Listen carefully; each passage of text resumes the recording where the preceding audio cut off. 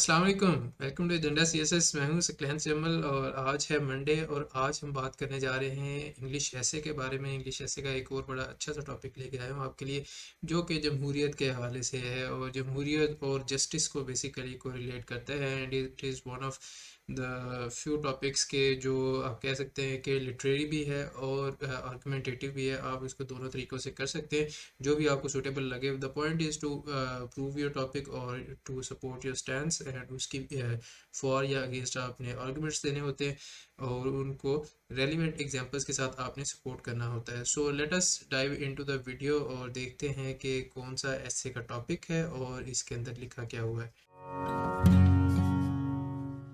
जी, तो हमारे पास टॉपिक है जी, democracy without justice is tyranny. Tyranny अगर आप गूगल करके देखें तो उसका मतलब होता है जी क्रूअल या फिर ऑप्रेसिव गवर्नमेंट और रूल। तो जब गवर्नमेंट जो है वो क्रूअल हो जाए, लोगों के साथ जालिमाना तशद्दुद करना शुरू कर दे, दैट इज़ कॉल्ड टिरनी। तो इस स्टेटमेंट को अगर आप समझें तो डेमोक्रेसी विदाउट जस्टिस, अगर आप जमहूरियत जस्टिस के बगैर चला रहे हैं या इंसाफ नहीं कर रहे, तो वो ऐसे ही है जैसे कि आप एक टायरेंट है या फिर बहुत ज़्यादा क्रूअल रूल आप लोगों पे कर रहे हैं। ठीक है जी। तो चलते हैं, देखते हैं आउटलाइन की। आउटलाइन में आता है जी introduction, then we have an overview of democracy and its salient features. ठीक है जी। Factors which indicate that democracy without justice is tyranny. तो first, in a democratic state freedom of speech is restricted without justice. Without justice की बजाय in the absence of justice कर लें, ज़्यादा streamline हो जाएगा, मोर प्रिसाइज होगा।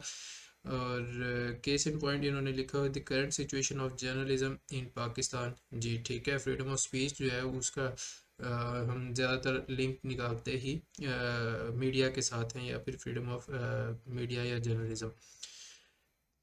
Second, we have democracy cannot ensure rule of law without robust justice system. तो rule of law भी जो है वो भी ख़त्म हो जाएगा या फिर it will be undermined अगर आप justice कायम नहीं करते। Case in point, the concept of political philosophers John Locke, ये भी यहाँ पे आना था about rule of law and its impacts on the state।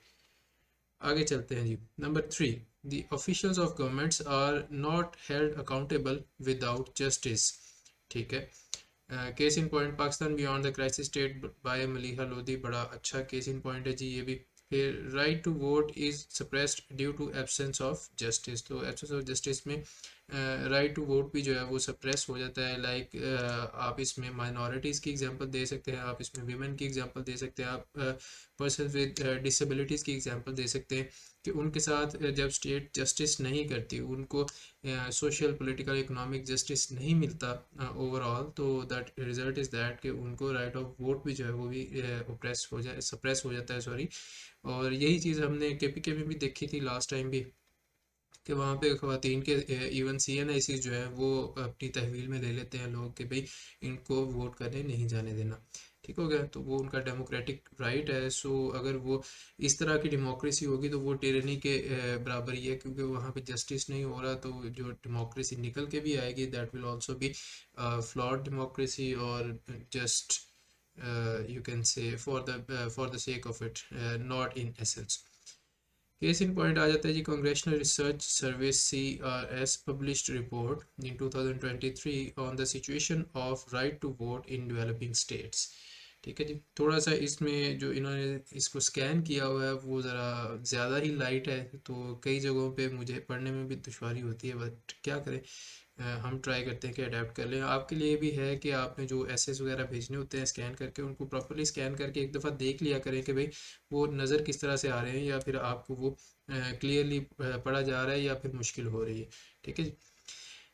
3.5, extra judicial killings to prevail, I don't know is prevailed लिखा हुआ था इन्होंने, लेकिन prevails because of poor justice system. Case in point, the report published by Human Rights Watch on the issue of extrajudicial killings 2022। Without justice, democracy cannot provide fundamental rights to people। ठीक है जी। Case in point, the current situation of the authoritarian rule of Sudan's military forces, very good case in point।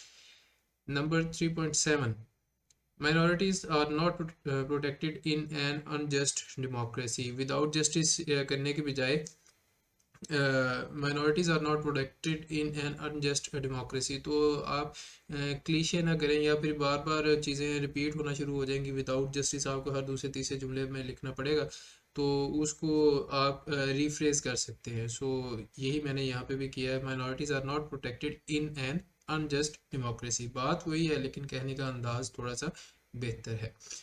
Case in point, Antonio Guterres' views on the rights of minorities. अब जिसके नाम के and पे S आ रहा हो, फिर उसकी अगर ओनरशिप या उसके व्यूज़ की अगर आपने बात करनी है तो बाद में आप एस लगाने के बजाय सिंपल ऊपर अपॉस्ट्रोफी लगा देते हैं. ठीक है जी. In on the rights of minorities in under authoritarian regimes. ठीक होगा. Number 3.8, democracy cannot ensure equality among citizens without justice. अगर without justice को अगर आप इधर शुरू पे ले आए तो ये सारा मामला ठीक हो जाएगा. without justice आप हर दफ़ा एंड पे लिख रहे हैं, ये थोड़ी सा गलत है. या फिर I don't know why but I do not approve this structure. Without justice democracy cannot ensure equality among citizens. It is that simple. एक सीधा सा जुमला है और अच्छा जुमला है. Case in point, education inequalities and freedom bye Shahid Siddiqui. तो ये किताब का नाम है, इसमें इनइक्वालिटीज़ है, इक्वालिटी नहीं है. तो किताब का नाम जहाँ भी आपने लिखना है उसको ज़रा केयरफुली लिखिएगा ताकि उसमें मिस्टेक ना हो. नंबर 4 आ जाता है जी, case studies. Democracy without justice is tyranny. Pakistan और म्यांमार की एग्जांपल्स दी हैं जो कि काफ़ी अच्छी एग्जांपल्स हैं. पाकिस्तान के बजाय अगर आप यहाँ पे सूडान की या फिर किसी और की एग्जांपल दे लें, किसी भी मिडल ईस्टर्न या फिर अफ्रीकन कंट्री की जहाँ पे टिरनी चल रही है या फिर हालात ख़राब हैं, तो वो ज़्यादा सूटेबल होगी. पाकिस्तान को डायरेक्टली हिट करना विद टिरनी, क्योंकि आप यहाँ पे उनको टायरेंट स्टेट्स प्रूव करना चाह रहे हैं, तो पाकिस्तान को यहाँ पे डायरेक्टली हिट करना जो है मैं समझता हूँ कि थोड़ा सा खतरे वाला काम हो सकता है. Why does democracy not provide justice and turn into tyranny? तो क्या वजूहात हैं कि डेमोक्रेसी भाई राइट्स प्रोवाइड नहीं करती है, जस्टिस प्रोवाइड नहीं करती और वो टिरनी में कन्वर्ट हो जाती है. Number 1, supremacy of army in a state is a major reason of democracy turning into tyranny. बात आपकी ठीक है. supremacy of army की बजाय आप कह सकते हैं कि द हाइपर एक्सटेंडेड या फिर increased role of security forces in state structure. इस तरह से आप इसको रीफ्रेज कर सकते हैं ताकि बात आपकी थोड़ी सी माइल्ड हो जाए, आप बात कह भी दें और ये भी लगे कि भाई आप एंटी स्टेट नहीं हैं या आप एंटी आर्मी नहीं हैं. Case in point, military, civil society and democratization by Akbar Zaidi. ठीक है जी. Number 2, print media plays biased and unprofessional role in a democratic state. तो ये वजूहात हैं जिनकी वजह से डेमोक्रेसी जस्टिस नहीं प्रोवाइड करती और वो टिरनी में कन्वर्ट हो जाती है. तो प्रिंट मीडिया जो है वो बायस्ड अगर होगा और अनप्रोफेशनल रोल होगा तो वो ज़ाहिर है जहाँ पे भी बायसनेस आएगी और अनप्रोफेशनलिज्म आएगी प्रिंट मीडिया के रोल में, that will lead to injustice, और इनजस्टिस होगी तो वो टिरनी की तरफ चला जाएगा. When the governance system is not effective, it will turn democracy into tyranny. बिल्कुल ठीक है जी. नंबर 4, अच्छा ये कुछ पॉइंट्स मैंने लिखे हुए हैं, इनके ऊपर बाद में आते हैं. 5.4 लिखा हुआ है, the presence of robust and efficient justice system in a state. ये तो केस उसकी कॉजेज में नहीं बल्कि ये एक्चुअली वे फॉरवर्ड में आता है. रोबस्ट जस्टिस सिस्टम वगैरह हो तो उसमें तो फिर जस्टिस होगी ना, वो डेमोक्रेसी फ्लरिश करनी चाहिए. लेकिन आप यहाँ पे कॉजेज दे रहे हैं कि क्यों जस्टिस नहीं प्रोवाइड कर सकते. ठीक है जी. और ये कुछ और रीजंस भी मैंने लिखे हुए हैं, जैसे कि वेस्टेड इंटरेस्ट होते हैं जिसकी वजह से डेमोक्रेसी के अंदर फॉर एग्जांपल फ्यूडल्स के वेस्टेड इंटरेस्ट हैं या फिर कमर्शियल वेस्टेड इंटरेस्ट हो सकते हैं जो कैपिटलिस्ट होते हैं उनके. So all of these play there part. Racial discrimination हो सकती है जिसकी वजह से आप टिरनी की तरफ जा सकते हैं. Like you can give the example of USA as well, या फिर even far right European countries की भी आप एग्जांपल दे सकते हैं. Incapable governance and reliance on use of force, ये भी एक बात। फिर हाइपर नेशनलिज्म भी है जिसकी वजह से आप जस्टिस नहीं कर पाते, लाइक जो थोड़े से भी डिसेंटिंग वॉइसेस होते हैं आप उनको ट्रेटर कह के या फिर गद्दार, ट्रेटर गद्दार ही होता है वैसे, तो आप उनको ट्रेटर कह के उनके साथ इनजस्टिस करना शुरू कर देते हैं, उनको टारगेट करना शुरू कर देते हैं। Next we have populism as well. Populism भी जो है वो ट्रू जो क्या उसको कहते हैं पॉपुलर एजेंडा या फिर ट्रू डेमोक्रेटिक एजेंडा उसको प्रिवेल करने से रोक देती है और वेस्टेड इंटरेस्ट की तरफ ले जाती है या फिर पैरोकियल इंटरेस्ट की तरफ ले जाती है, जिसकी वजह से डेमोक्रेसी लोगों के साथ जस्टिस करने में नाकाम हो जाती है and it results in tyranny. ठीक है, तो थोड़े से लंबे भी शायद आर्ग्यूमेंट्स हो बट आई होप कि this make sense to you. आप मुझे और भी आर्ग्यूमेंट्स बता सकते हैं कि कौन कौन सी चीज़ें हो सकती हैं। वे फॉरवर्ड पे आ जाते हैं जी, कि वे फॉरवर्ड क्या होना चाहिए, तो इसको मैं इस साइड से देख लेता हूँ, शायद मुझे बेहतर नज़र आ जाए। The government must improve literacy rate of the state. Case in point, model of successful democracies and its connection with literacy. लेकिन जस्टिस के ऊपर फोकस करें ना, मैं ये कहना यहाँ पे ये चाह रहा हूँ कि आपने यहाँ पे जस्टिस पे फोकस नहीं किया हुआ बल्कि लिटरेसी रेट पे आप थोड़ा सा आ रहे हैं। बेहतर है कि आपका जो एसे है वो डेमोक्रेसी और जस्टिस को रिलेट कर रहा है, तो आप जस्टिस को सबसे पहले लेके आएँ। जैसे कि मैंने से पॉइंट नंबर 2 में आपको कहा हुआ है कि इसको सबसे पहले रखें, पॉइंट नंबर 1 करें, इसको प्रायोरिटाइज कर दें।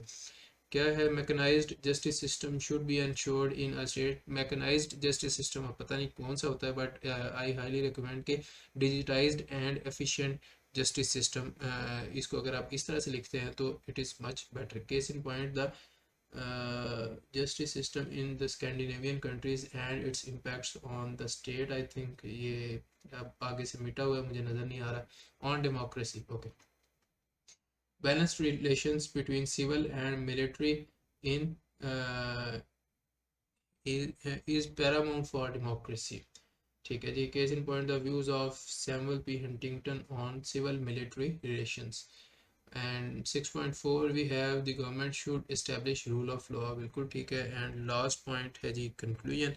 तो यहाँ पे आके हमारी आज की आउटलाइन ख़त्म हो जाती है। आई होप के this was helpful for you. काफ़ी लंबी आउटलाइन थी और कंप्रीहेंसिव भी थी, बट आप देख सकते हैं काफ़ी सारी गलतियाँ मैंने भी निकाली हुई हैं। ऑल्दो इस तरह की आउटलाइन में या फिर इस लेवल के बंदे की गलतियाँ निकालना एक इटसेल्फ जाइगेंटिक टास्क हो जाता है, but still I am happy that I have been doing it and I will keep doing it जब तक कि आपका ऐसे ठीक नहीं हो जाता। मुझे कमेंट्स में बताइएगा कि आपको ये वीडियो कैसी लगी and how you learn from this videos. और मज़ीद वीडियोस के लिए चैनल को सब्सक्राइब कर लें। आप मुझे कंटेंट सजेस्ट भी कर सकते हैं कि सर नेक्स्ट वीडियो या फिर इस टॉपिक के ऊपर हमें वीडियो बना दें, या इस टॉपिक के ऊपर ऐसे अगर कोई है तो उसके ऊपर भी वीडियो बना दें, ताकि मैं उसको भी आपके सामने लेके आऊँ और उसको भी हम क्रिटिकली एनालाइज कर सकें। And make sure you like and subscribe and share this channel with your friends and I will see you in the next video. तब तक के लिए टेक केयर, अल्लाह हाफिज़।